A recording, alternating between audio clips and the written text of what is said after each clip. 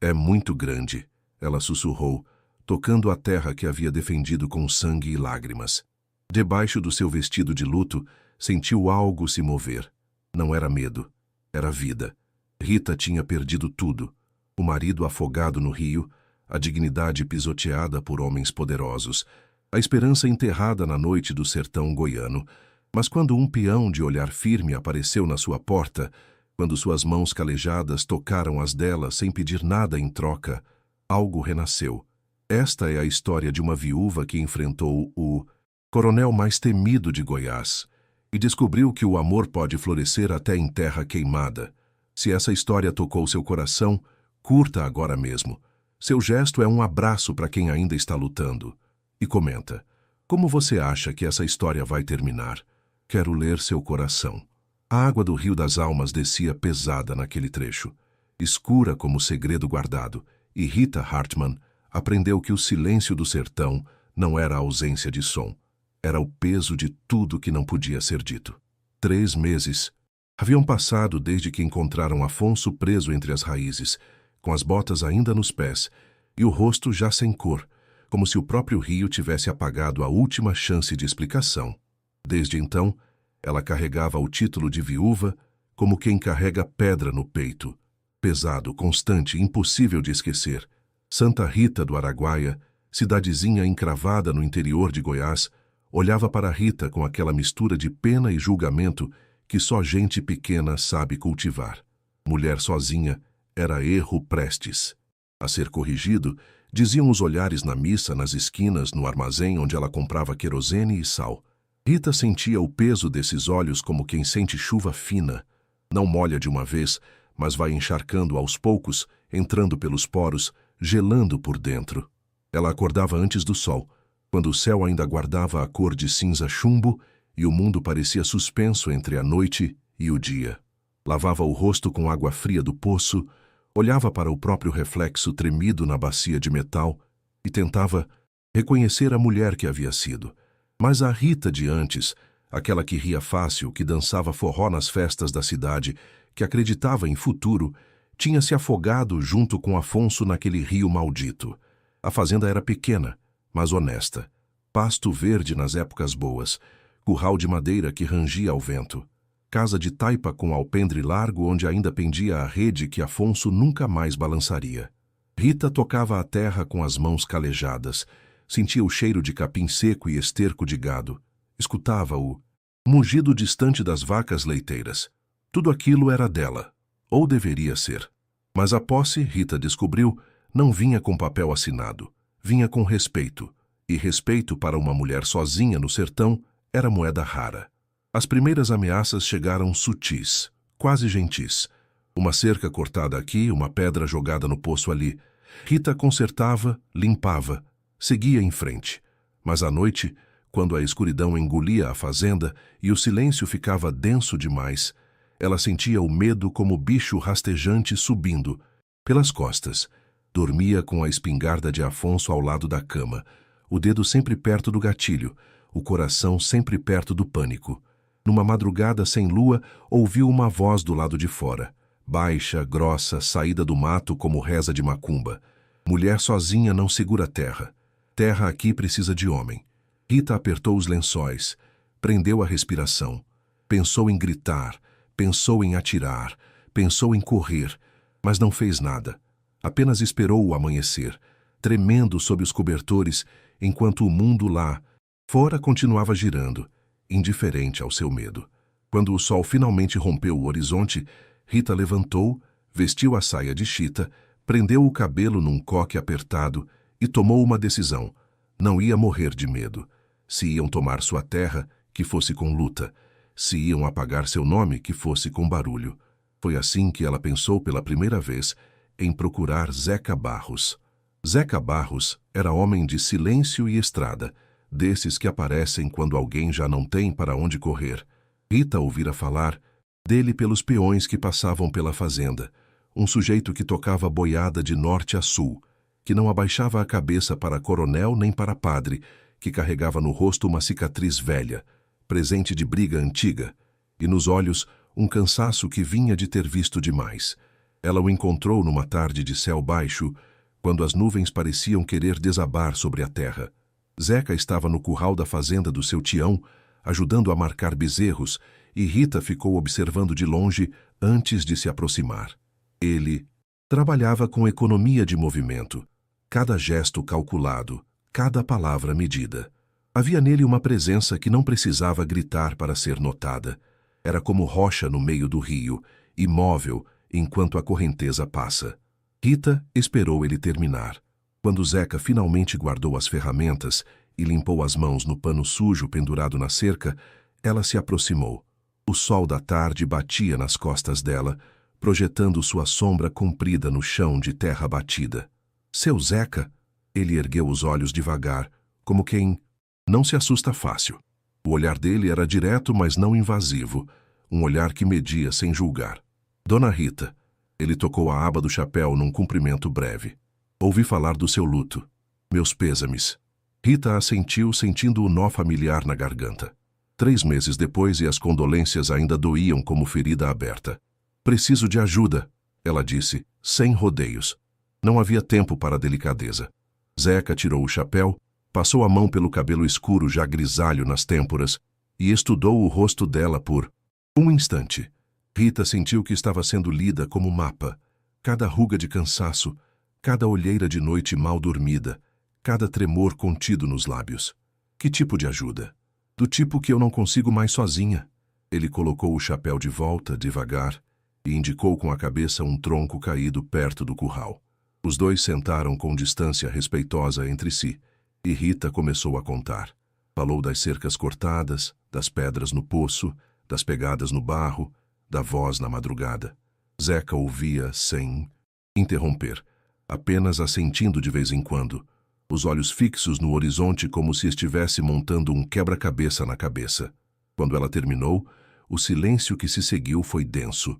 Zeca pegou um graveto do chão e começou a riscar formas abstratas na terra, círculos, linhas, pontos.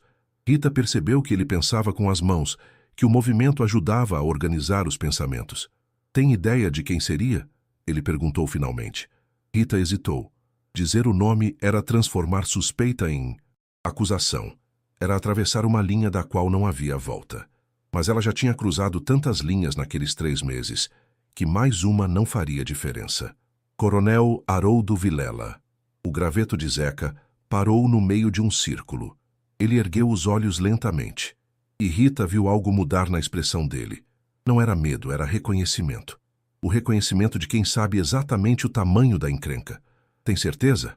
Não tenho prova, mas sei. Zeca jogou o graveto longe e ficou olhando para as próprias mãos grandes marcadas de calos e cicatrizes, mãos que já tinham segurado de tudo. Rédea, corda, revólver, esperança.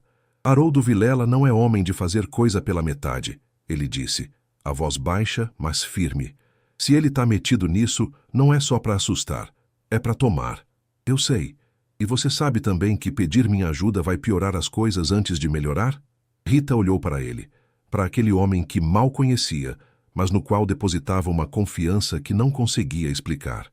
Era algo na forma como ele se portava, na calma que emanava mesmo falando de perigo. Era como se Zeca já tivesse visto o pior que o mundo tinha a oferecer e tivesse sobrevivido para contar a história, e sobrevivido sem perder a dignidade. Não tenho mais nada a perder, ela disse, e pela primeira vez em 3 meses sentiu que estava dizendo a verdade. Zeca ficou em silêncio por mais um tempo, o olhar perdido nas montanhas distantes onde o sol começava a descer. Então, ele se levantou, sacudiu a poeira da calça e estendeu a mão para Rita. Amanhã cedo eu vou na sua fazenda. Quero ver com meus próprios olhos o que está acontecendo. Rita apertou a mão dele. Uma mão calejada, quente, firme. E sentiu algo estranho se mexer dentro do peito. Não era alívio, não ainda. Era apenas a primeira fagulha de esperança, pequena e frágil, mas viva. Quando ela voltou para casa naquela noite, o céu já estava escuro e cheio de estrelas. Mas pela primeira vez, desde a morte de Afonso, Rita não se sentiu completamente sozinha. Havia alguém agora entre ela e o abismo. Alguém que não tinha corrido, não tinha julgado, não tinha duvidado. Alguém que talvez entendesse o peso de ficar de pé quando o mundo inteiro quer te ver de joelhos. Zeca chegou com o primeiro clarão da manhã, montado num cavalo baio de aparência modesta, mas olhar atento. Rita já estava acordada. Na verdade, mal tinha dormido. Passou a noite revirando na cama, ouvindo cada rangido da casa, cada sussurro do vento, imaginando sombras que talvez não estivessem lá. Ela preparou café no fogão a lenha, usando a velha cafeteira de alumínio que tinha sido da mãe de Afonso. O cheiro encheu a cozinha pequena, misturando-se com o aroma de lenha queimada e manhã fria. Quando Zeca bateu na porta, Rita limpou as mãos no avental e foi receber. Bom dia, dona Rita. Ela serviu o café em canecas de esmaltadas, sem açúcar. Aprendeu com os peões que homem de lida não gosta de café doce. Os dois beberam em silêncio, sentados à mesa de madeira tosca, enquanto lá fora o mundo ia clareando devagar, revelando os contornos da fazenda, o curral, o paiol, o pasto que se estendia até encontrar a Serra Baixa no horizonte. Vou dar uma volta, Zeca disse, depois de terminar o café. Quero ver tudo. Cerca, poço, curral, os lugares onde você notou o movimento. Rita o acompanhou, caminhando ao lado dele pela propriedade que conhecia de cor, mas que agora via com olhos diferentes. Zeca não falava muito, apenas observava. Parava de vez em quando, agachava-se para examinar algo no chão, passava a mão nas madeiras da cerca, testava a firmeza dos mourões. No poço, ele viu as pedras que Rita tinha tirado, pedras grandes demais para terem caído por acidente. Perto do curral, encontrou as marcas de botas no barro já meio apagadas pela chuva, mas ainda visíveis para quem sabia procurar. Quantos homens trabalham aqui? Ele perguntou. 2 peões fixos e mais 3 diaristas quando precisa. Mas depois que Afonso morreu, os diaristas sumiram. Ficaram com medo de se associar comigo. Zeca assentiu, sem surpresa. Medo era moeda corrente no sertão, e o coronel Vilela sabia como usá-la. Eles seguiram até a divisa do pasto, onde a cerca fazia a curva, seguindo o curso seco de um córrego antigo. Foi ali que Zeca parou de verdade, o corpo ficando tenso como corda esticada. Rita viu a mudança e sentiu o próprio coração acelerar. O que foi? Zeca não respondeu imediatamente. Agachou-se perto de um mourão e passou os dedos pela madeira cortada.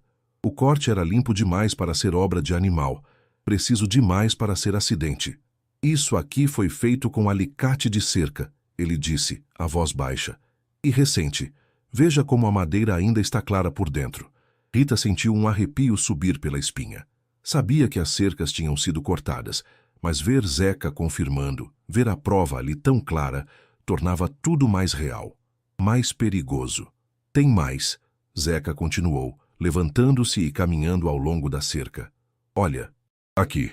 Ele apontou para o chão. No barro seco, quase imperceptíveis, havia marcas de cascos. 2 cavalos, talvez 3, que tinham passado ali recentemente. As marcas seguiam a linha da cerca, paravam em alguns pontos, depois continuavam. Estavam mapeando, Zeca disse mais para si mesmo do que para Rita. Vendo até onde vai sua terra, procurando os pontos fracos. Pontos fracos para quê? Zeca olhou para ela, e havia algo nos olhos dele que Rita não conseguiu decifrar. Era parte raiva, parte tristeza, parte determinação. Para entrar quando quiserem, para fazer o que quiserem. O silêncio que se seguiu foi pesado como chumbo. Rita olhou para a própria terra, o pasto verde, as árvores esparsas, a serra ao longe, e pela primeira vez se perguntou se valia a pena lutar. Se não seria mais fácil vender, ir embora, começar de novo em outro lugar onde ninguém conhecesse seu nome ou sua dor. Mas então, lembrou do rosto de Afonso, do jeito como ele amava aquela terra, de como trabalharam, juntos lado a lado, para transformar um pedaço de chão seco em algo que pudesse chamar de lar. E lembrou também da voz na madrugada, da certeza arrogante de que ela era fraca demais para resistir. O que a gente faz? Ela perguntou, e a própria voz saiu mais firme do que esperava. Zeca tirou o chapéu, passou a mão pelo cabelo e olhou para o céu, como se buscasse resposta nas nuvens que começavam a se formar. Primeiro, a gente precisa de prova concreta. Pegada no barro e cerca cortada não. Bastam. Podem dizer que foi qualquer um. Precisamos pegar alguém no ato ou fazer alguém confessar. E como fazemos isso? Zeca colocou o chapéu de volta e a encarou diretamente. Fazendo você de isca. Rita sentiu o estômago revirar, mas não desviou o olhar. Havia algo na forma como Zeca falava, uma honestidade crua que era quase reconfortante. Ele não estava tentando protegê-la da verdade, não estava subestimando sua coragem. Explica. E ali, parados na divisa da fazenda com o vento, soprando entre eles, Zeca começou a desenhar o plano. Não era um plano bonito, nem seguro, nem garantido. Mas era um plano. E Rita descobriu que naquele momento era tudo o que precisava. Naquela noite, enquanto Zeca voltava para a cidade prometendo retornar em 2 dias, Rita ficou sozinha na fazenda novamente. Mas algo tinha mudado. O silêncio continuava pesado, as sombras continuavam ameaçadoras, o medo continuava presente. Porém, agora havia também outra coisa. Um fio fino de coragem, frágil, como teia de aranha, mas resistente o suficiente para segurar. Rita tocou o terço que guardava no bolso. Herança da avó, contas gastas de tanto serem rezadas, e sussurrou uma prece que não era pedido de proteção, mas de força. Força para fazer o que precisava ser feito. Força para não quebrar quando o mundo apertasse. Força para provar que mulher sozinha não era erro a ser corrigido, mas força a ser respeitada. Os 2 dias seguintes arrastaram-se como ferida que não cicatriza. Rita tentou manter a rotina, ordenhar as vacas, alimentar as galinhas, consertar uma tábua solta no curral. Mas cada tarefa era executada com parte da mente sempre alerta, sempre esperando. O plano de Zeca ecoava na cabeça dela como sino distante. Fazê-la de isca significava expor-se, significava parecer fraca, vulnerável, pronta para desistir. Significava mentir tão bem que até ela mesma quase acreditasse. Na manhã do 3º dia, Rita acordou com o corpo doendo. Tinha dormido mal, o pescoço torto, as costas tensas. Levantou-se devagar, lavou o rosto, prendeu o cabelo. Quando olhou no espelho rachado do quarto, viu uma mulher que parecia ter envelhecido 10 anos em 3 meses. Mas havia algo novo também nos olhos. Uma dureza que não estava lá antes, uma determinação forjada no fogo da perda. Zeca chegou ao meio-dia, trazendo consigo 2 homens que Rita conhecia de vista, João Cuité e Minervino, peões de confiança que trabalhavam ocasionalmente na região e que, mais importante, não deviam favores ao coronel Vilela.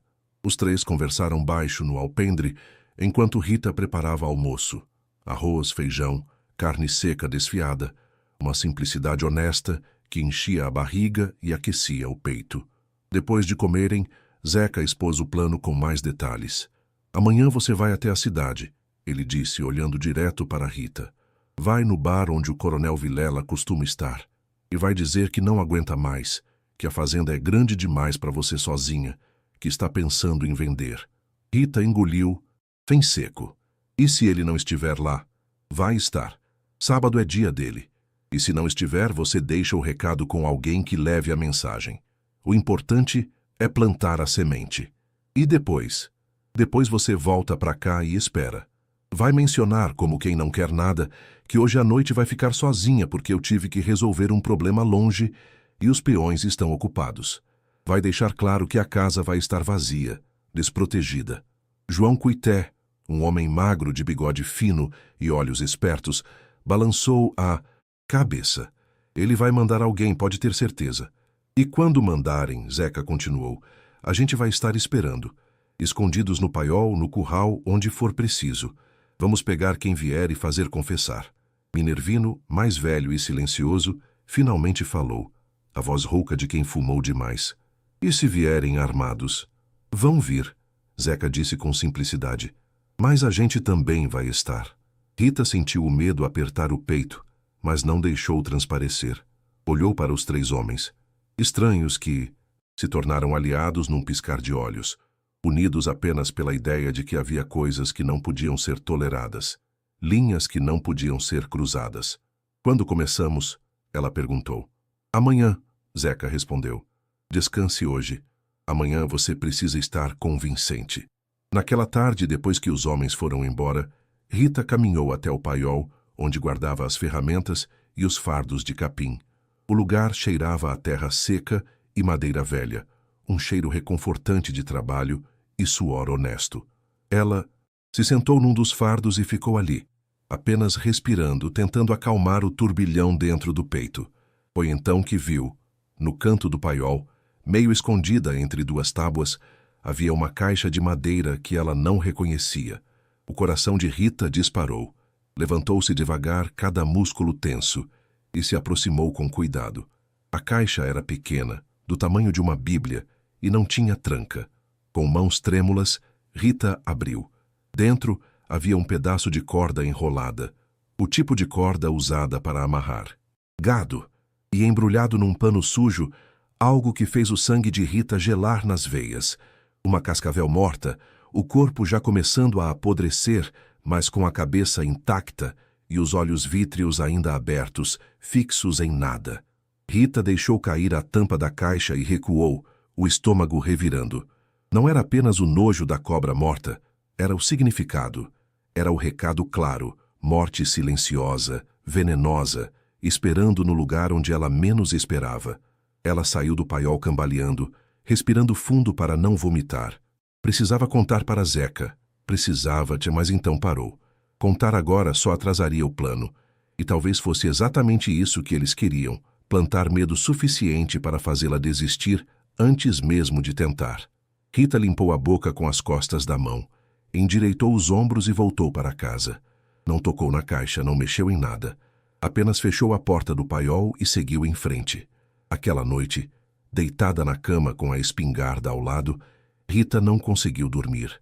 Ficou olhando para o teto de madeira, contando as vigas, ouvindo os grilos lá fora, e pensou em Afonso, no jeito como ele ria, no jeito como a chamava de minha pequena força, mesmo ela sendo quase da mesma altura.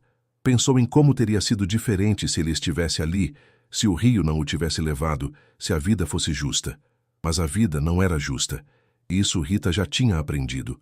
O que a vida era, ela descobriu, era uma sequência de escolhas. E amanhã ela faria a mais importante de todas.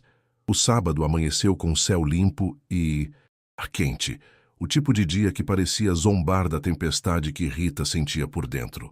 Ela se arrumou com cuidado, vestiu a saia preta de luto que guardava para ocasiões especiais, prendeu o cabelo num coque baixo, colocou o terço da avó no bolso como talismã. No espelho, viu uma viúva cansada, derrotada, pronta para desistir. Perfeito.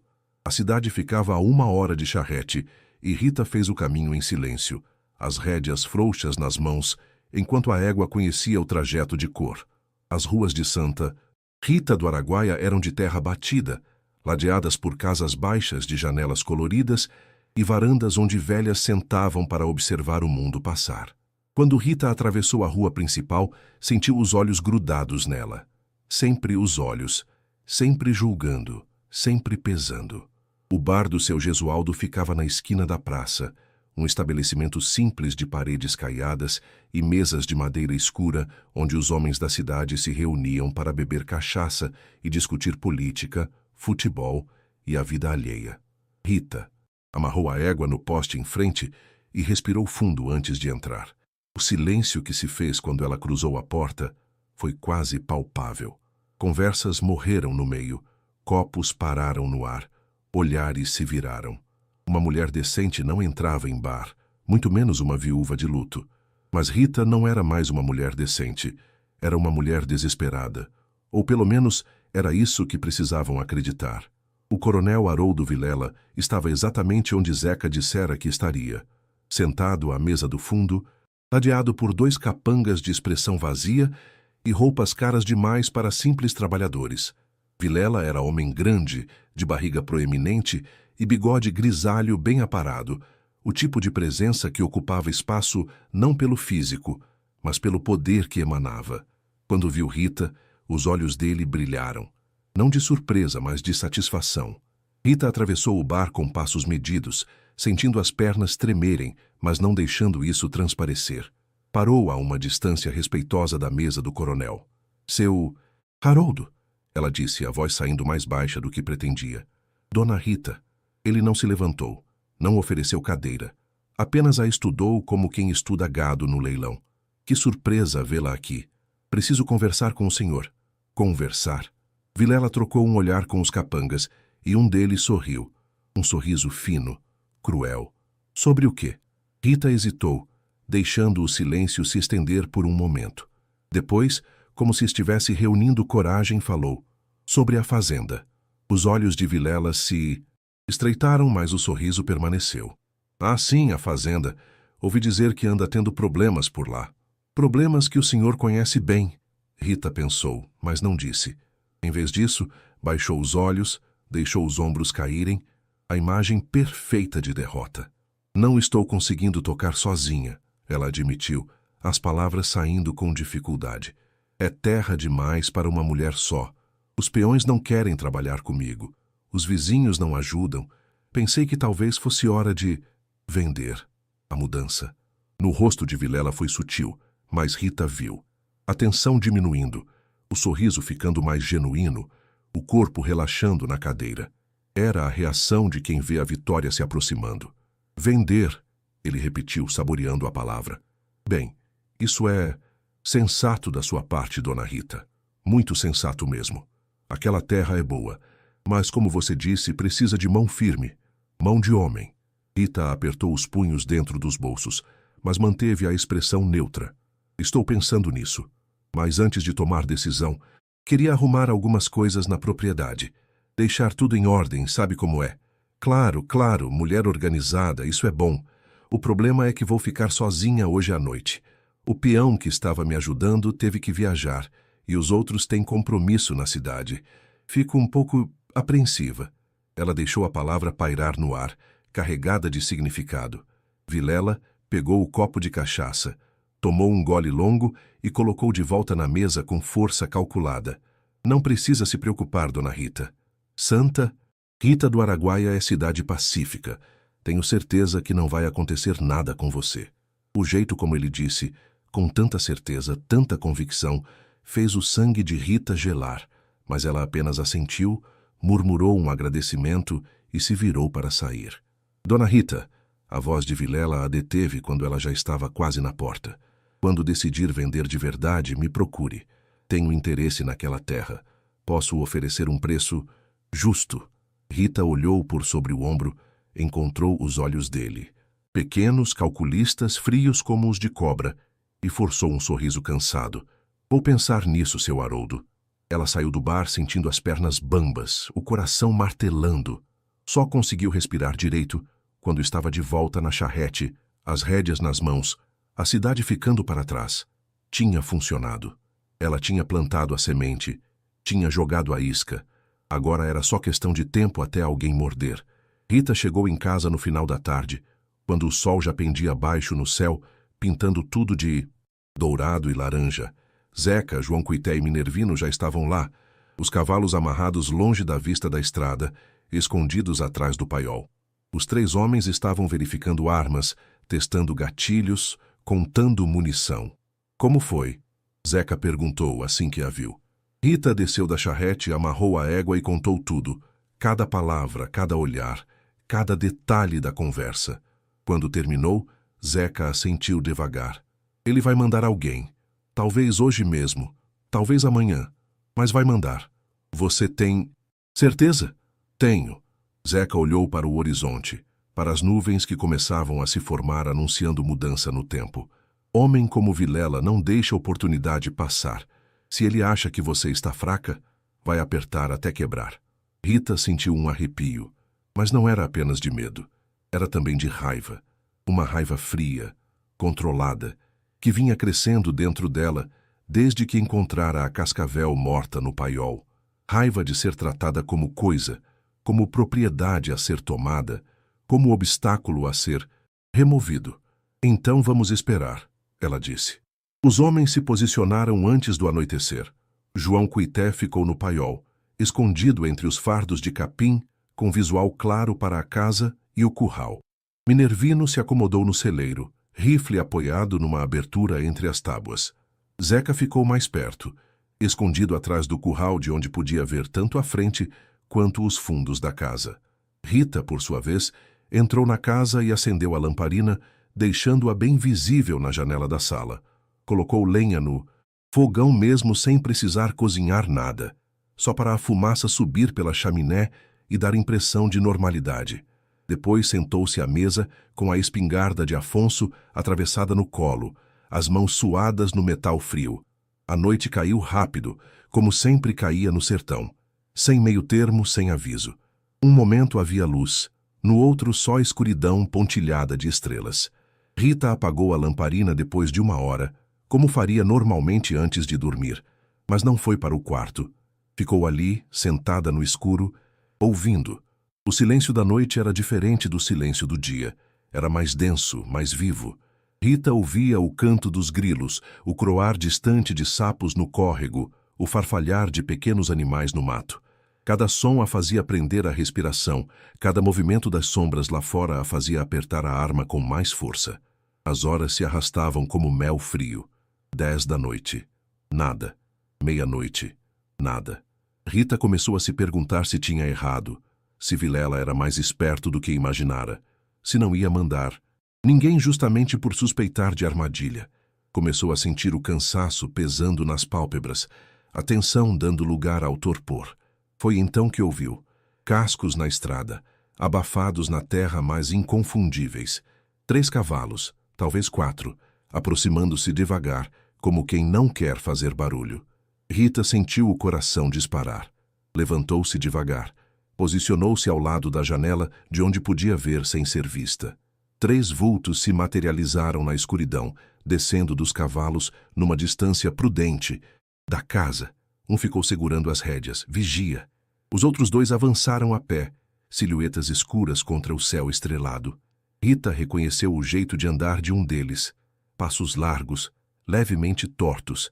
Nica Andrade, o capataz de Vilela.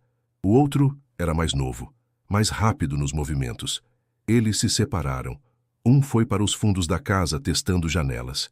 O outro veio para a frente, direto para a porta. Rita recuou da janela, posicionou-se atrás da mesa. As mãos não tremiam mais, estavam firmes, frias, certas. Ouviu a maçaneta girar devagar, testando. A porta estava trancada por dentro, mas Rita sabia que não ia segurar por muito tempo. E não segurou. O homem forçou com o ombro, e a madeira velha cedeu com um estalo que rasgou o silêncio. Ele entrou na escuridão da casa, revólver na mão, os olhos ainda se ajustando à falta de luz.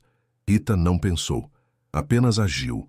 Pegou o castiçal pesado de bronze que estava na mesa e acertou a lateral da cabeça do homem com toda a força que tinha. O impacto ecoou oco, e ele cambaleou para o lado, o revólver caindo no chão com um baque. Rita! O grito veio de fora. Zeca! Tudo aconteceu ao mesmo tempo. O segundo homem, ouvindo o barulho, correu para a frente da casa. O vigia montou no cavalo, pronto para fugir. Mas Zeca já estava em movimento, saindo da sombra do curral com o revólver em punho. Parado! O tiro de advertência rasgou a noite, e o vigia congelou. João Cuité e Minervino surgiram de seus esconderijos, cercando os invasores. Dentro da casa, o homem que Rita acertara estava no chão gemendo, a mão na cabeça sangrando. O segundo, vendo-se cercado, levantou as mãos devagar. Calma, calma, não queremos problemas. Tarde demais para isso, Zeca disse, a voz gelada. Foi Minervino quem reconheceu o segundo homem primeiro. Nica Andrade, devia imaginar que você estava metido nisso. O capataz de Vilela cuspiu no chão, mas não negou. Seus olhos, pequenos e nervosos, pulavam de um homem para outro, calculando chances de escapar e não encontrando nenhuma. Zeca amarrou os 3, o vigia, Nica e o outro que Rita acertara, e os sentou encostados na parede da casa. Rita acendeu uma lamparina e, pela primeira vez, viu direito o rosto de quem tinha vindo para machucá-la. Nica era homem de meia idade, pele curtida de sol, cicatriz atravessando a sobrancelha. Tinha o olhar de quem fazia trabalho sujo sem questionar, desde que o pagamento fosse bom. O outro era mais novo, quase um menino, com medo estampado no rosto. O vigia era velho, magro, calado. Quem mandou vocês? Zeca perguntou, mas já sabia a resposta. Silêncio. Vou perguntar de novo, e sugiro que respondam. Quem mandou vocês aqui? Foi o menino quem quebrou primeiro. Os olhos dele foram de Zeca para Rita, e ela viu algo ali. Não ódio, não maldade. Apenas medo e arrependimento. Coronel Vilela, ele sussurrou. Ele mandou a gente dar um susto na viúva. Disse que era para ela entender que não tinha como ficar sozinha aqui. Cala a boca, moleque, Nica rosnou. Mas o menino continuou, as palavras saindo num fluxo desesperado. A gente não ia machucar ela de verdade. Só ia quebrar umas coisas, talvez tocar fogo no paiol, para ela ter medo e vender logo. O coronel disse que pagava bem, disse que era coisa simples. Simples? Rita interrompeu, a voz saindo baixa, mas cortante como faca. Invadir minha casa no meio da noite armados, e acham que é simples? O menino baixou os olhos envergonhado. Mas foi Nica quem Rita queria ouvir. Aproximou-se dele, agachou-se para ficar na altura dos olhos dele. Por que ele quer minha terra? Nica a encarou com desprezo. Você é burra ou se faz? Sua terra corta na estrada boiadeira. Encurta caminho dele para o frigorífico de Goiânia em 2 dias. 2 dias menos de viagem é menos gado morto, menos peso perdido, mais lucro. E ele não vai deixar uma viuvinha teimosa atrapalhar os negócios dele. As palavras foram ditas com tanta naturalidade, tanta frieza, que Rita sentiu vontade de bater nele de novo. Mas não precisou. Zeca já estava se movendo, indo buscar os cavalos. Vamos levar esses 3 para o delegado. Agora. A cavalgada até a cidade foi silenciosa e tensa. Zeca e Rita na frente, os 3 prisioneiros amarrados e montados em seus próprios cavalos, com João Cuité e Minervino fazendo a retaguarda, rifles prontos caso alguém tentasse fugir. A lua estava alta e cheia, iluminando o caminho de terra com luz prateada, que transformava o sertão numa paisagem de sombras e contrastes. Rita cavalgava com as costas retas, mas por dentro sentia uma mistura de exaustão e euforia. Tinham conseguido. Tinham pego os homens de Vilela em flagrante. Tinham a confissão do menino. Tinham prova. Mas uma parte dela sabia que a batalha estava longe de terminar. Coronéis como Haroldo Vilela não caíam fácil. Tinham dinheiro, influência, advogados, amigos em posições importantes. Mas tinham que tentar. A delegacia de Santa Rita do Araguaia era um prédio pequeno de paredes caiadas, com 2 celas nos fundos e um escritório minúsculo na frente, onde o delegado Tertuliano passava mais tempo dormindo do que trabalhando. Quando o grupo chegou, eram quase 4 da manhã, e precisaram bater na porta várias vezes até o delegado aparecer, de camisola e olhos inchados de sono. Que diabos! Tertuliano parou ao ver a cena. Zeca, Dona Rita, que está acontecendo aqui? Prendemos 3 homens invadindo a fazenda da Dona Rita, Zeca disse sem rodeios. Armados, confessaram que foram mandados pelo coronel Vilela. O rosto de Tertuliano mudou, passando da confusão para algo entre medo e desconforto. Ele era homem de meia idade, barriga proeminente e bigode ralo, o tipo de autoridade que preferia não se envolver em confusão grande. Coronel Vilela? Ele repetiu, a voz subindo uma oitava. Vocês têm certeza do que estão dizendo? Eles confessaram, Rita disse firme, na frente de testemunhas. Tertuliano coçou a cabeça, olhou para os 3 homens amarrados. Nica com expressão fechada, o menino com olhos baixos, o vigia impassível, e suspirou pesado. Entrem. Vou ouvir a história toda. Dentro da delegacia, sob a luz amarelada de um lampião a gás, Rita contou tudo. Começou pela morte de Afonso, passou pelas ameaças, pelas cercas cortadas, pela cascavel no paiol, pela conversa com Vilela no bar. Zeca complementou com os detalhes do plano, e João Cuité e Minervino confirmaram tudo como testemunhas. Quando terminaram, Tertuliano estava pálido. Isso é grave, ele murmurou. Muito grave. Se for verdade que o coronel Vilela mandou, é verdade. O menino interrompeu de repente, a voz tremendo. Ele mandou. Pagou 50 cruzeiros para cada um, metade adiantado. Disse que era só dar um susto, que a viúva ia vender a terra e pronto. Mas eu não sabia que ia ser assim. Não sabia que tinha tanta gente envolvida. Nica lançou um olhar assassino para o menino, mas não disse nada. Sabia que já estava perdido. Tertuliano levantou, caminhou até a janela, ficou olhando para a rua vazia lá fora. Rita viu a luta interna se desenrolando no rosto dele. O medo de confrontar um homem poderoso versus o dever de fazer justiça. Vou prender esses três, ele disse finalmente sem virar. Invasão de propriedade, porte ilegal de arma, tentativa de intimidação. Mas prender o coronel Vilela, isso precisa de mais. Preciso de prova que ele mandou, não apenas a palavra deles. A palavra de 3 homens pegos em flagrante não basta? Rita perguntou incrédula. Tertuliano finalmente se virou, e havia genuína tristeza nos olhos dele. Dona Rita, com todo respeito, não basta. O coronel Vilela tem advogados que vão dizer que esses homens agiram por conta própria, que ele nem sabia. Vão dizer que vocês armaram tudo isso para incriminar um homem honrado. Preciso de algo concreto. Uma testemunha que não seja esses 3, ou alguma prova física, ou o quê? Zeca cortou, a voz dura. Ou uma confissão dele mesmo. O silêncio que se seguiu foi pesado. Rita sentiu a frustração subindo pela garganta como bile. Tinham arriscado tanto, conseguido tanto, e ainda não era suficiente. Foi João Cuité quem teve a ideia. E se a gente fizesse ele confessar? Todos olharam para ele. Como? Tertuliano perguntou. Vilela não sabe que a gente pegou esses 3 ainda. Deve estar esperando notícia do trabalho bem feito. E se a gente usasse isso? Zeca estreitou os olhos pensando. Depois, devagar, começou a assentir. Continuamos o jogo, ele disse. Rita, vai até ele de novo. Diz que quer vender mesmo, quer fechar negócio. Quando estiverem conversando, ela provoca. Deixa ele se gabar e a gente escuta. Minervino completou. Escondidos, como testemunhas. Se ele confessar, admitir o que fez, temos ele. Tertuliano balançou a cabeça incerto. Isso é perigoso. E mesmo que funcione, não sei se... Eu faço. Rita interrompeu. Todos olharam para ela e ela repetiu mais firme. Eu faço. Quero ouvir da boca dele. Quero que ele admita que matou. Afonso que quis me tirar da minha terra, que achou que por eu ser mulher seria fácil. Dona Rita, eu faço, ela repetiu, e havia aço na voz. Com ou sem sua aprovação, delegado. Tertuliano olhou para ela por um longo momento, e Rita viu o momento exato em que ele cedeu. Que Deus nos ajude, ele murmurou. O plano foi traçado ali mesmo, na luz fraca da delegacia, enquanto lá fora o céu começava a clarear com o primeiro sinal de aurora. Rita iria procurar Vilela no final da tarde, quando ele costumava estar na fazenda dele. Diria que tinha decidido vender, que queria acertar os detalhes.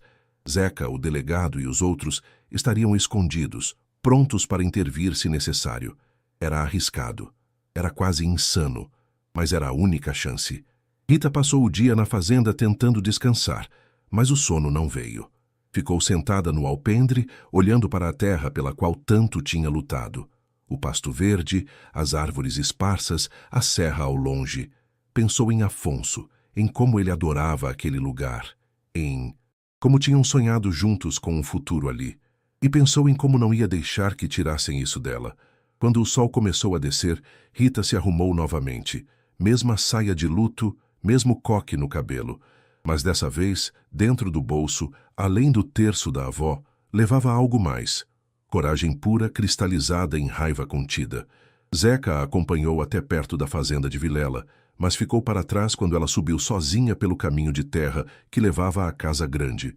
Uma construção imponente de 2 andares com varanda larga e colunas brancas, cercada por jardins bem cuidados, que contrastavam brutalmente com a rusticidade das fazendas vizinhas. Um empregado a recebeu na porta e a levou até o escritório, onde Vilela estava sentado atrás de uma mesa de jacarandá, bebendo uísque num copo de cristal. Quando viu Rita, o sorriso que se abriu no rosto dele foi de pura satisfação. Dona Rita, que prazer recebê-la em minha humilde casa. Sente-se, por favor. Rita sentou na cadeira indicada, as mãos cruzadas no colo para esconder o tremor. Vim porque decidiu, ela começou. Vou vender a fazenda. Ah, Vilela bateu palmas uma vez, contente como criança, que sabe a decisão. A senhora não vai se arrepender, garanto. Vou oferecer um preço bom, justo. Quanto? Ele mencionou um valor. Era menos da metade do que a terra valia.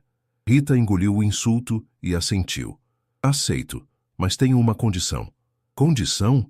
A sobrancelha de Vilela arqueou. Qual? Quero saber por que o senhor quer tanto minha terra. Quero entender o que a torna tão especial. Vilela a estudou por um momento, depois deu de ombros e encheu o copo de novo.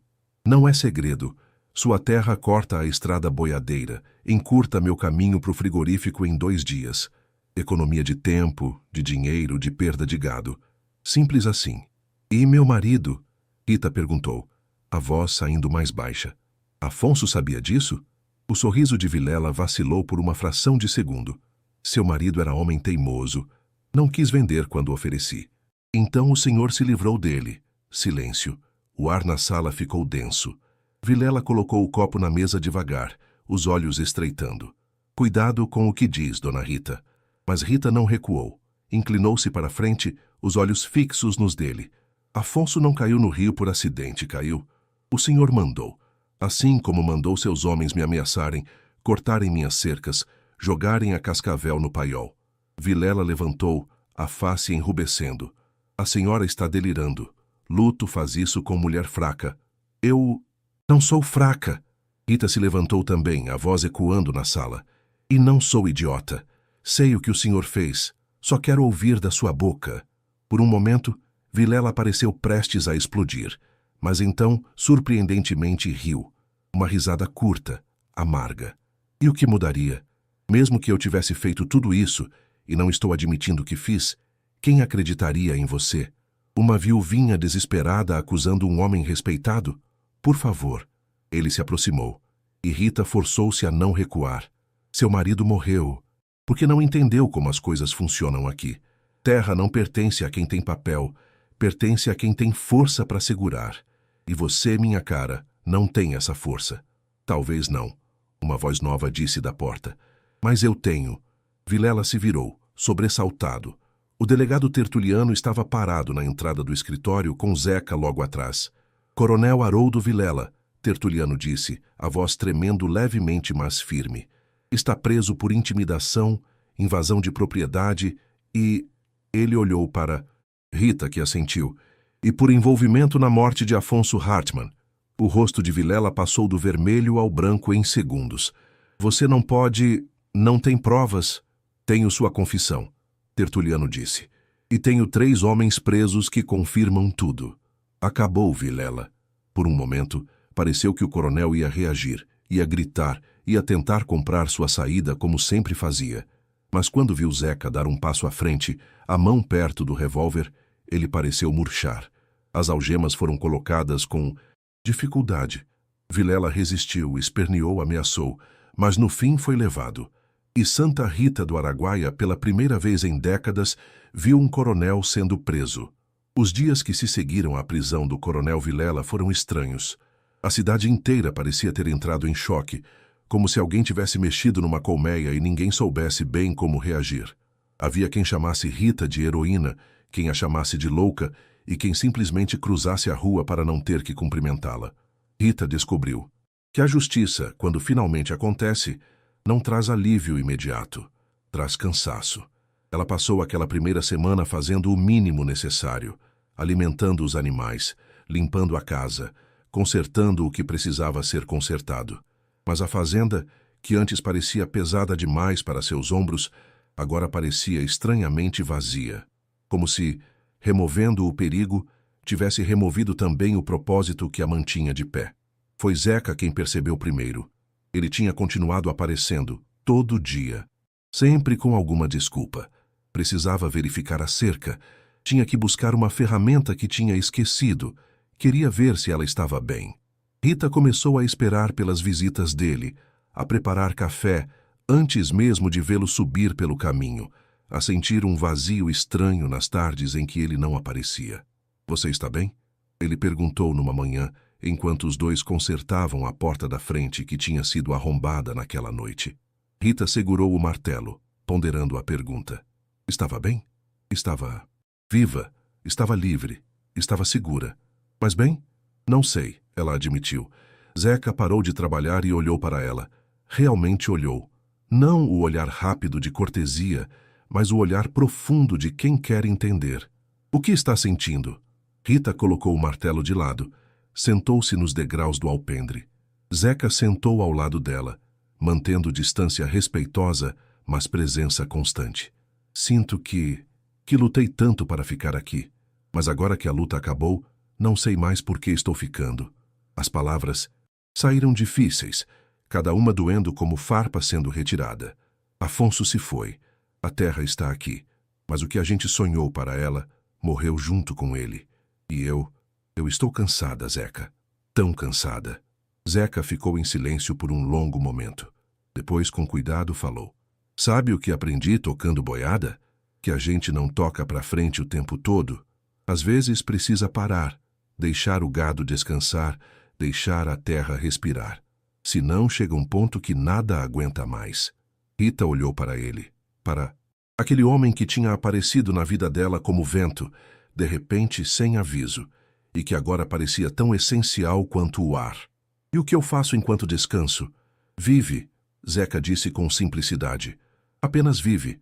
Não para a fazenda, não para a memória do Afonso, não para provar nada para ninguém. Vive para você. As palavras ressoaram dentro dela como sino. Viver para si mesma. Quando tinha sido a última vez que fizera isso? Não sei se lembro como, ela confessou. Zeca sorriu. Um sorriso, pequeno, gentil, que iluminou o rosto marcado dele. Então a gente descobre junto. Algo se moveu dentro do peito de Rita. Algo quente e assustador e maravilhoso ao mesmo tempo. Mas antes que pudesse nomear, uma charrete apareceu na estrada, o delegado Tertuliano acenando. Dona Rita, seu Zeca, tenho novidades. Os dois se levantaram e Rita sentiu a ansiedade apertar o estômago. Novidades podiam ser boas ou ruins, e ela tinha tido ruins demais recentemente. Tertuliano desceu da charrete com dificuldade, a barriga atrapalhando os movimentos. O coronel Vilela confessou, ele anunciou sem rodeios. Tudo. A morte do seu marido, as ameaças, tudo. O advogado dele aconselhou a fazer acordo, diminuir a pena. Rita sentiu as pernas fraquejarem. Zeca segurou o cotovelo dela firme. Afonso, ela começou, a voz quebrando. Ele realmente mandou 2 homens empurrarem ele no rio. Tertuliano disse, a voz baixa. Fizeram parecer acidente. Os homens já foram identificados, vão ser presos. Também. A dor que atravessou Rita foi física, aguda como faca. Por 3 meses ela suspeitara. Mas suspeitar e saber eram coisas diferentes. Saber tornava tudo final, irrevogável, terrivelmente real. Dona Rita, Tertuliano hesitou. Há mais. Vilela vai preso por muito tempo, mas a fazenda dele, as terras dele, vão ser leiloadas para pagar as dívidas legais. E bem, sua terra, por estar na rota que ele queria, agora vale muito mais. Tem gente interessada em comprar. Rita olhou para as próprias mãos, mãos calejadas, marcadas de sol e trabalho. Não vou vender, ela disse, e a certeza na própria voz a surpreendeu. Não? Não. Essa terra é minha. Minha e do Afonso. Ele morreu por ela, e eu quase morri por ela. Não vou entregar para ninguém. Tertuliano assentiu respeitoso. Entendo. Bem, então, acho que é isso. O julgamento vai ser daqui a alguns meses, mas o importante está resolvido. Depois que ele foi embora, Rita e Zeca ficaram parados no alpendre, o silêncio pesando. Entre eles. Foi Rita quem quebrou primeiro. Obrigada, ela disse, por tudo. Não precisa agradecer. Preciso. Você apareceu quando eu mais precisava. Não me julgou, não duvidou de mim, não tentou me proteger de mim mesma, me ajudou a lutar. Zeca se virou para encará-la completamente. Você que lutou, Rita. Eu só estava ao lado. E vai continuar? A pergunta saiu antes que ela pudesse pensar. Crua e vulnerável. Zeca piscou surpreso. Como assim? Rita tomou coragem, respirou fundo. Vai continuar ao meu lado? Quando toda essa confusão acabar, quando não tiver mais desculpa de cerca para consertar ou ameaça para enfrentar, você vai ficar? Zeca olhou para ela por um longo momento, e Rita viu tantas coisas passando nos olhos dele. Surpresa, hesitação, esperança. Rita, ele disse devagar, sou peão. Vida inteira fui de estrada, sem lugar fixo, sem raiz. Não sei se sei ficar. Aprende, ela disse, ecoando as palavras dele de antes. A gente descobre junto. E então, Pela primeira vez desde que se conheceram, Zeca sorriu de verdade, um sorriso largo que mudou todo o rosto dele, que tirou anos de cansaço e acrescentou luz. Junto, ele repetiu. Gosto do som disso. Naquela noite, Rita dormiu melhor do que tinha dormido em meses. E quando acordou com o primeiro raio de sol, encontrou Zeca já no curral, alimentando os animais, como se sempre tivesse estado ali. Como se finalmente tivesse encontrado seu lugar. As semanas se transformaram em meses, e a fazenda começou a mudar. Não era mudança dramática. Não houve reformas grandes nem construções novas, mas havia algo diferente no ar, uma leveza que não existia antes, como se a terra mesma tivesse suspirado aliviada. Zeca passou a dormir no quarto pequeno dos fundos, o antigo quarto de hóspedes que Afonso usava para guardar ferramentas. Rita ajudou a limpá-lo, colocou lençóis limpos na cama, uma vela na mesinha de cabeceira. Não falaram sobre o que aquilo significava, sobre como era estranho e, ao mesmo tempo, natural ter outra presença na casa. Apenas aceitaram, como se aceita chuva depois da seca. As manhãs ganharam um ritmo novo. Rita acordava primeiro, preparava café, e quando Zeca aparecia na cozinha, cabelo úmido do banho frio no poço, camisa ainda com cheiro de sabão, eles tomavam café juntos em silêncio confortável. Depois cada um ia para suas tarefas, mas sempre se cruzavam durante o dia. Ela levando água para as galinhas, ele consertando uma cerca, os olhos se encontrando e trocando pequenos sorrisos que diziam mais do que palavras conseguiriam. Foi Rita quem notou primeiro as mudanças em si mesma. Pequenas coisas. Acordar sem o peso imediato da dor no peito, conseguir olhar para a foto de Afonso sem sentir vontade de chorar, rir de algo bobo que Zeca dissera. Era como se estivesse aprendendo novamente a habitar o próprio corpo, a sentir coisas além de medo e tristeza. Você está diferente, João Cuité comentou numa tarde, quando passou pela fazenda para entregar uns sacos de ração. Diferente como? Mais leve, como se tivesse largado um fardo pesado. Rita pensou sobre isso enquanto guardava a ração. Tinha largado um fardo? Ou apenas tinha aprendido a dividi-lo? À noite, depois do jantar, ela e Zeca costumavam sentar no alpendre.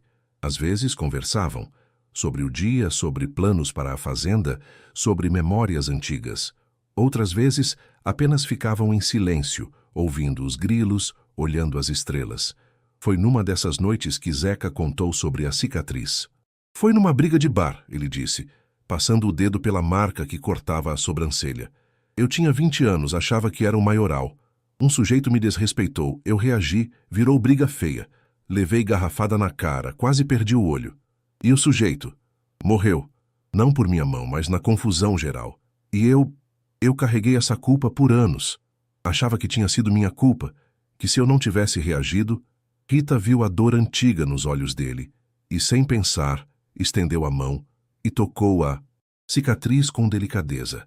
Zeca fechou os olhos ao toque. Você estava defendendo sua honra, ela disse suavemente. Estava defendendo meu orgulho. Aprendi depois que nem toda briga vale a pena lutar. E essa? Rita perguntou, referindo-se à luta que tinham travado juntos. Valeu? Zeca abriu os olhos, pegou a mão dela que ainda tocava seu rosto e a segurou com cuidado. Essa valeu, ele disse, porque não era sobre orgulho, era sobre justiça. Rita sentiu o coração acelerar com o toque. As mãos deles ficaram entrelaçadas por um momento que pareceu eternidade. Depois Zeca soltou, devagar, respeitoso. Mas algo tinha mudado. Uma linha tinha sido cruzada, suave e inevitavelmente. Na semana seguinte, chegou uma carta da cidade. O julgamento de Vilela estava marcado para dali a um mês. Rita seria chamada para testemunhar. A notícia trouxe de volta a ansiedade que ela pensava ter superado. A ideia de enfrentar Vilela novamente, de reviver tudo na frente de estranhos, de ter que contar e recontar a história da morte de Afonso. Não precisa ir sozinha, Zeca disse quando a viu pálida, relendo a carta pela terceira vez. Vou com você. Você não pode entrar na corte. Então espero do lado de fora, mas vou estar lá. Rita olhou para ele, para aquele homem que tinha se tornado tão essencial em sua vida sem que ela percebesse, e sentiu lágrimas queimarem os olhos. Por que está fazendo isso?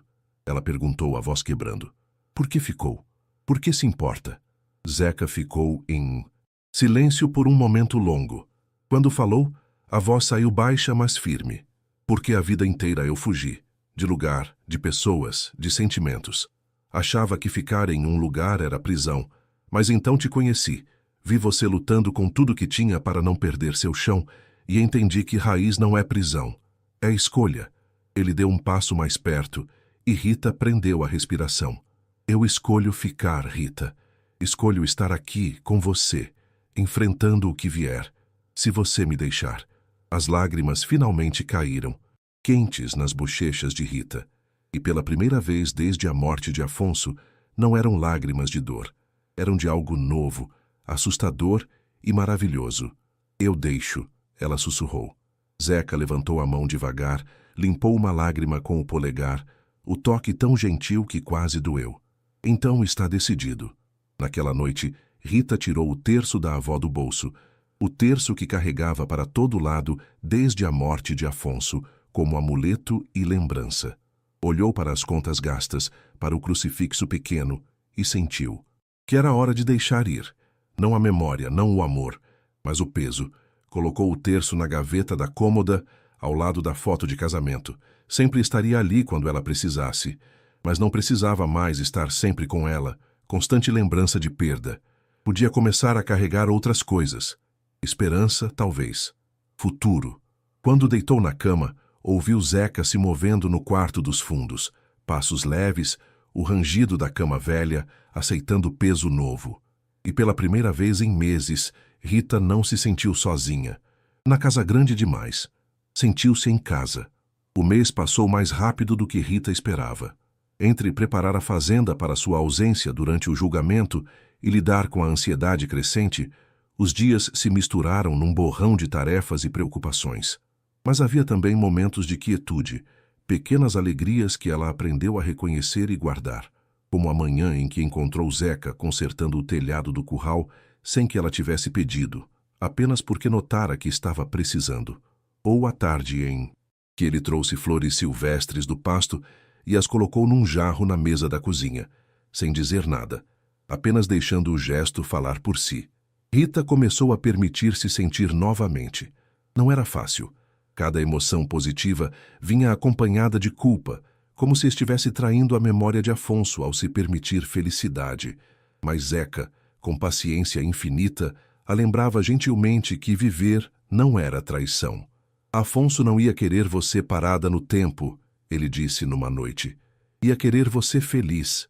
As palavras ficaram com Rita, ecoando nos momentos difíceis. A véspera do julgamento chegou cinza e chuvosa. Rita arrumou a mala pequena, uma muda de roupa, o terço da avó, uma foto de Afonso. Zeca preparou os cavalos, verificou as ferraduras, encheu os borrachos de água. Pronta? Ele perguntou quando o primeiro raio de sol rompeu as nuvens. Rita olhou para a fazenda, o pasto verde, a casa de taipa, o curral. Era sua, toda sua, comprada com sangue e lágrimas. Pronta, ela disse. A viagem até a cidade foi longa e silenciosa. Zeca cavalgava ao lado dela, presença constante. Quando cruzaram a ponte sobre o Rio das Almas, o rio que tinha levado Afonso, Rita sentiu o peito apertar, mas não parou. Apenas olhou para a água escura e pensou que rios, como vidas, seguem em frente. Santa Rita do Araguaia estava agitada quando chegaram. O julgamento era o maior acontecimento em décadas. A praça estava cheia. Conversas aconteciam em grupos. Olhares curiosos seguiam Rita. Ignore, Zeca murmurou. São só curiosos. Eles se hospedaram na pensão da Dona Carmen, uma senhora de cabelos brancos e sorriso gentil que não fez perguntas desnecessárias. Rita ficou num quarto pequeno mas limpo, com janela para a rua. Zeca ficou no quarto ao lado. Naquela noite, Rita não conseguiu dormir. Ficou olhando para o teto, ouvindo os sons da cidade. Cachorros latindo, vozes distantes, o sino da igreja marcando as horas. Quando o relógio bateu meia-noite, ouviu batida suave na porta. Rita? A voz de Zeca era baixa. Está dormindo? Ela abriu a porta. Zeca estava de pés descalços, camisa aberta no peito. Não consigo dormir, ela admitiu. Nem eu. Ele hesitou. Posso entrar? Rita se afastou, deixando-o passar. Zeca sentou na única cadeira do quarto e Rita sentou na cama. Ficaram assim em silêncio confortável até que Rita finalmente falou. Estou com medo. De quê? De amanhã. De ter que contar tudo de novo. De ver o rosto de Vilela. De... Ela parou, respirou fundo. De que nada mude. De... que ele saía impune. Zeca se levantou.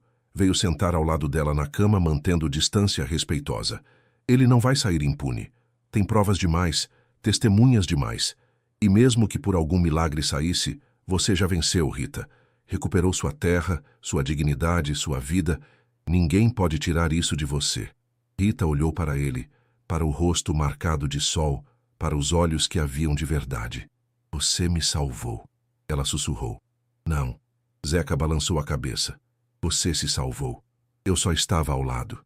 E então, porque o momento pedia, porque não conseguia mais segurar, Rita se inclinou e encostou a testa na dele. Zeca congelou por um instante. Depois levantou a mão e tocou o rosto dela com delicadeza infinita. Rita, fica, ela pediu. Só até eu dormir, por favor. Zeca assentiu. Rita se deitou e ele ficou sentado ao lado da cama, segurando a mão dela até que o sono finalmente veio, gentil e reparador. Quando Rita acordou com o primeiro raio de sol, Zeca já tinha voltado para o próprio quarto. Mas a cadeira ainda estava quente onde ele sentara, e Rita sentiu-se pela primeira vez em muito tempo protegida. O tribunal era um prédio antigo de paredes grossas e janelas altas, cheirando a mofo e papel velho. Rita entrou com as pernas tremendo, mas a cabeça erguida. Zeca ficou do lado de fora, como prometera, mas quando ela olhou para trás antes de entrar, viu-o acenando. E isso bastou. A sala estava lotada.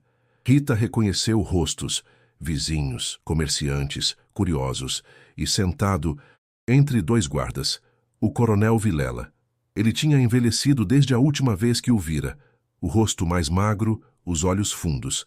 Mas quando seus olhares se cruzaram, Rita viu que a arrogância ainda estava lá, diminuída, mas presente. O julgamento começou. O promotor chamou testemunhas. Nica e os outros dois homens que tinham invadido a fazenda, cada um confirmando que Vilela os contratara. Chamou o delegado Tertuliano, que apresentou as provas. Chamou João Cuité e Minervino, que relataram o que tinham visto. E então chamou Rita. Ela subiu ao banco das testemunhas com as pernas bambas, jurou sobre a Bíblia dizer a verdade, sentou-se. O promotor era homem jovem, sério, de óculos redondos. Dona Rita, pode nos contar com suas palavras o que aconteceu? Rita respirou fundo e começou. Contou sobre a morte de Afonso, sobre as ameaças, sobre o medo que sentia todas as noites. Contou sobre a cascavel no paiol, sobre a voz na madrugada, sobre a decisão de lutar em vez de fugir. Sua voz tremeu, em alguns momentos, mas nunca quebrou. Quando terminou, o advogado de Vilela, um homem de terno caro e sorriso falso, tentou desacreditá-la. Sugeriu que ela tinha inventado as ameaças, que estava buscando vingança por não conseguir lidar com o luto, que talvez a morte de Afonso tivesse sido acidente mesmo. Rita ouviu tudo em silêncio e, quando ele terminou, olhou diretamente para o juiz. Eu sei o que vivi, ela disse firme, e sei o que esse homem tirou de mim. Não preciso convencer ninguém. A verdade está nas provas, nos depoimentos, na confissão dele mesmo. Só quero justiça, não por mim, por Afonso. O silêncio que se seguiu foi total. Até o advogado pareceu sem palavras. O juiz, um homem idoso de barba branca e olhos cansados, bateu o martelo. A testemunha pode descer. Rita voltou para seu lugar, as pernas fracas, mas o coração mais leve. Tinha dito o que precisava dizer. O julgamento continuou por mais 2 horas. Vilela foi chamado a depor, negou tudo, culpou seus empregados. Mas a cada palavra ficava mais claro que estava mentindo. Finalmente, o juiz se retirou para deliberar. A espera foi agonia. 15 minutos que pareceram horas. Quando ele voltou, a expressão era grave. Coronel Haroldo Vilela, ele disse, a voz ecoando na sala silenciosa. Este tribunal o considera culpado de intimidação, invasão de propriedade, conspiração e envolvimento na morte de Afonso Hartmann. É sentenciado a 15 anos de prisão. O baque do martelo cortou o ar como trovão. Vilela se levantou cambaleando, gritando que era injustiça, que tinham se vendido, que ia recorrer. Mas os guardas já o levavam, e sua voz foi se perdendo nos corredores. Rita ficou sentada, imóvel. 15 anos. Não traria Afonso de volta. Não apagaria as noites de medo. Mas era algo. Era reconhecimento. Era justiça. Quando saiu do tribunal, encontrou Zeca esperando nos degraus, exatamente onde prometera estar. Ele a olhou questionador e Rita apenas assentiu. Acabou, ela disse. Zeca abriu os braços e pela primeira vez desde que se conheceram, Rita se permitiu abraçá-lo completamente. Encostou o rosto no peito dele, sentiu o cheiro de couro e sol e finalmente chorou. Não de tristeza, de alívio. Eles voltaram para a fazenda 2 dias depois. A viagem de retorno foi diferente da ida. Mais leve, quase alegre. Zeca cantarolava baixinho antigas canções de boiadeiro e Rita se pegou sorrindo sem motivo aparente. Quando a fazenda apareceu no horizonte, Rita sentiu o peito apertar. Mas era aperto bom, de reconhecimento, de pertencimento. Era seu lar. Finalmente, verdadeiramente seu. Os meses seguintes trouxeram mudanças. Rita e Zeca trabalharam lado a lado para melhorar a propriedade. Consertaram cercas, reformaram o curral, plantaram uma horta. Zeca trouxe suas poucas posses, uma sela velha, algumas roupas, uma faca de cabo de chifre que pertencera ao pai, e as acomodou no quarto dos fundos, como se sempre tivessem pertencido ali. As refeições viraram rituais. Rita cozinhava. Zeca ajudava descascando batatas ou cortando lenha. Comiam juntos, conversando sobre o dia, fazendo planos para o futuro. Pequenas intimidades foram se acumulando. Ela consertando um botão da camisa dele, ele trançando o cabelo dela quando as mãos doíam do trabalho. Os vizinhos começaram a aceitar a situação, ainda que com ressalvas. Alguns comentavam, outros julgavam. Mas Rita descobriu que não se importava. Tinha passado tempo demais se preocupando com a opinião alheia. Foi numa tarde de outubro, com o céu limpo e o ar quente, que Rita finalmente tomou coragem. Estava no alpendre costurando uma meia quando Zeca chegou do pasto, suado e cansado. Zeca, ela chamou antes que ele entrasse. Tem uma coisa que preciso dizer. Ele parou, virou. A expressão dele era aberta, atenta. Rita colocou a costura de lado, levantou-se. Você disse que ia ficar, que escolhia estar aqui. Disse, e é verdade. Mas até quando? Até quando vai dormir no quarto dos fundos, como se fosse hóspede? Até quando vamos fingir que isso é só amizade? Zeca ficou muito quieto. Rita continuou, o coração batendo forte. Eu sei que é cedo. Sei que Afonso morreu faz menos de 1 ano. Sei que as pessoas vão falar, vão julgar, mas eu... Ela respirou fundo. Eu me apaixonei por você, Zeca. E não sei mais como esconder isso.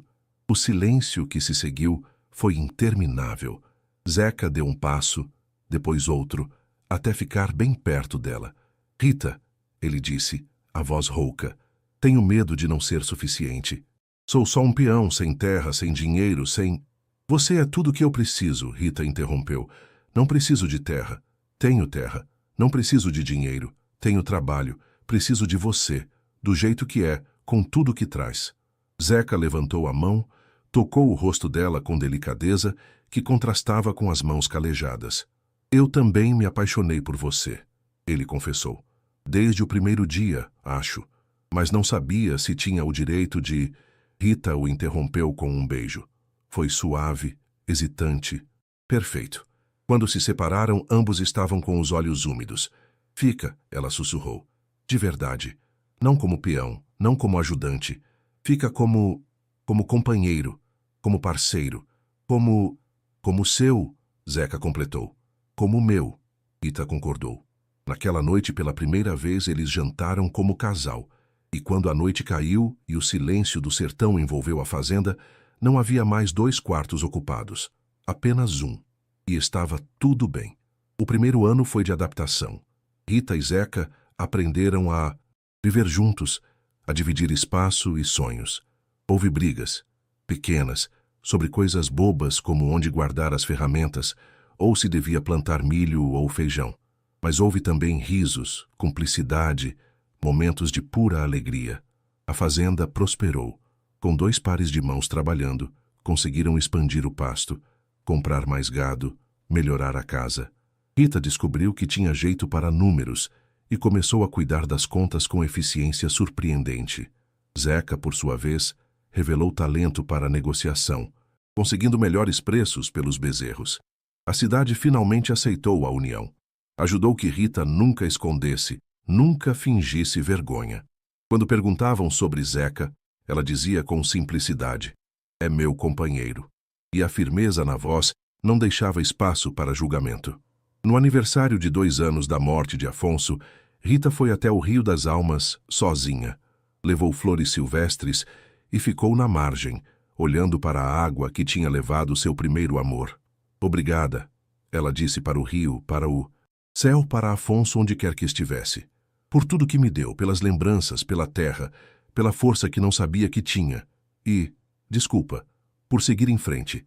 Espero que entenda." O vento soprou suave, mexendo as folhas das árvores, e Rita escolheu acreditar que era a resposta, que era permissão, que era bênção. Quando voltou para casa, Zeca estava no alpendre, esperando. Não perguntou onde ela estivera. Apenas abriu os braços, e Rita se aninhou neles, sabendo que estava exatamente onde devia estar. "Estou pensando em algo," ela disse depois de um tempo. "No quê?" "Em casar. De verdade, na igreja, com festa e tudo." Zeca se afastou para olhar para ela, surpreso. "Tem certeza?" "Tenho. Já passamos por tanta coisa, já somos um casal de qualquer jeito. Quero que seja oficial. Quero usar aliança e te chamar de marido." Zeca sorriu daquele jeito que iluminava o rosto todo. "Então vamos casar." E assim fizeram. Foi cerimônia simples na igrejinha de Santa Rita, com João Cuité e Minervino como padrinhos e metade da cidade presente. Rita usou vestido branco simples, cabelo solto, flores no buquê. Zeca usou terno emprestado que ficou um pouco apertado nos ombros, mas ele estava lindo mesmo assim. Quando o padre perguntou se ela aceitava Zeca como esposo, Rita não hesitou. "Aceito." E quando foi a vez de Zeca, ele olhou para ela como se estivesse vendo um milagre. "Aceito." O beijo que selou o casamento foi acompanhado de aplausos, e pela primeira vez em anos, Rita se sentiu completamente, totalmente feliz. A festa foi no pasto da fazenda, com música de viola, comida farta e cachaça que correu solta. Dançaram até as pernas doerem, riram até a barriga doer, viveram cada segundo como se fosse presente precioso. E quando a noite caiu e os convidados foram embora, Rita e Zeca ficaram sozinhos sob o céu estrelado, abraçados, em silêncio. "Obrigada," Zeca disse de repente. "Por quê?" "Por me deixar ficar, por me dar raiz, por me fazer acreditar que eu podia ter lar." Rita apertou o abraço. "Obrigada a você, por me mostrar que dor não é fim, que é possível recomeçar, que amor pode vir de onde menos se espera." Ficaram assim até o sono chegar, e quando acordaram na manhã seguinte, foi no mesmo quarto, na mesma cama, juntos, como seria dali em diante, como sempre deveria ter sido. 5 anos depois, a fazenda era quase irreconhecível. Onde antes havia apenas pasto simples, agora cresciam árvores frutíferas que Zeca plantara pacientemente. O curral tinha sido reformado e ampliado. A casa ganhara varanda maior, janelas novas, pintura fresca. Mas a maior mudança não estava na terra, estava nas pessoas. Rita tinha 42 anos e algumas rugas novas nos olhos, rugas de rir, de sorrir ao sol. Zeca tinha cabelo mais grisalho, mas o olhar permanecia firme, seguro, e correndo entre eles, em tarde de domingo ensolarado, uma menina de 3 anos de cabelos escuros e olhos curiosos. "Papai, mamãe, olha o passarinho." Rita observava a filha, Maria Afonso, batizada em homenagem ao primeiro amor de Rita e ao novo começo que Zeca representava, e sentia o peito transbordar. Não tinha sido gravidez fácil. Demorou anos para acontecer, veio acompanhada de medo e incerteza. Mas quando Maria nasceu, perfeita e barulhenta, Rita entendeu que algumas coisas valem cada segundo de espera.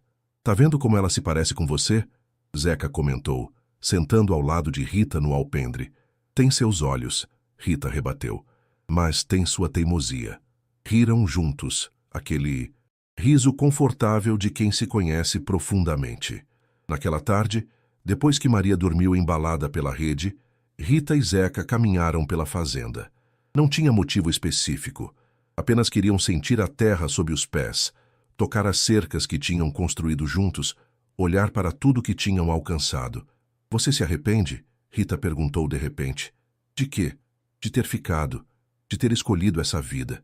Você era livre, ia para onde quisesse. Agora está preso aqui, com responsabilidades, com família.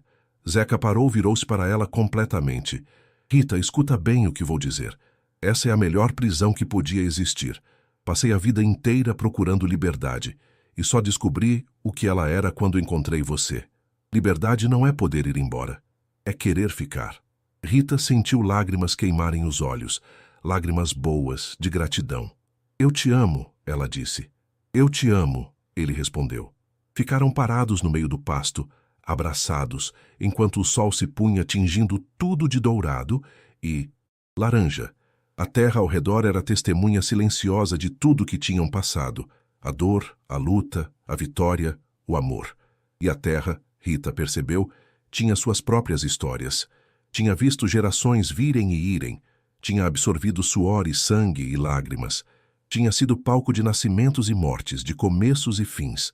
Mas continuava ali, sempre ali, firme e constante, como as raízes que permanecem. Sabe o que vou ensinar para Maria? Rita disse depois de um tempo. O quê? Que terra não é só chão. É memória, é história. É tudo que viemos antes e tudo que seremos depois. E que lutar pela terra não é teimosia. É honrar quem veio antes e proteger quem vem depois. Zeca assentiu, sério. E que mulher pode segurar terra tão bem quanto o homem? Melhor, Rita corrigiu com um sorriso. Melhor, Zeca concordou rindo. Quando voltaram para casa, a noite já tinha caído completamente. Maria dormia profundamente, as bochechas rosadas, os cachos espalhados no travesseiro. Rita a cobriu com cuidado. Beijou a testa morna. Depois foi para o próprio quarto, onde Zeca já esperava. Mas antes de deitar foi até a gaveta da cômoda e tirou o terço da avó, aquele que carregara por tanto tempo como peso e lembrança. Passou os dedos pelas contas gastas, sentindo a história impregnada ali. O que está pensando? Zeca perguntou. Que um dia vou dar isso para Maria e vou contar para ela tudo o que passamos, não para assustá-la, mas para que saiba de onde veio, para que entenda que força não é nunca cair, é levantar sempre que cair. Ela vai ser forte, Zeca disse com certeza. Tem você como mãe. Rita guardou o terço de volta, apagou a lamparina e deitou ao lado do marido. Na escuridão aconchegante do quarto, ouviu os sons familiares, grilos lá fora, vento nas árvores, respiração de Zeca ao lado. E pela primeira vez em muito tempo, Rita pensou em Afonso sem dor. Pensou nele com carinho, com gratidão, com paz. Ele tinha sido parte importante da história dela, mas não era a história toda. A história continuava. Todos os dias continuava. Com cada amanhecer, cada trabalho no pasto, cada riso de Maria, cada olhar trocado com Zeca. A terra permanecia, as raízes se aprofundavam. E Rita Hartmann, agora Rita Barros, finalmente entendia o que significava estar em casa. Não era lugar, era sentimento, era escolha, era amor, era despertar todo dia e escolher ficar, escolher lutar, escolher viver. E enquanto o sono a levava, suave e gentil, Rita sorriu, porque sabia, com cada fibra do ser que tinha escolhido certo, que as raízes que plantara naquela terra eram profundas o suficiente para resistir a qualquer tempestade, e que, acontecesse o que acontecesse, ela não estava mais sozinha. Nunca mais estaria.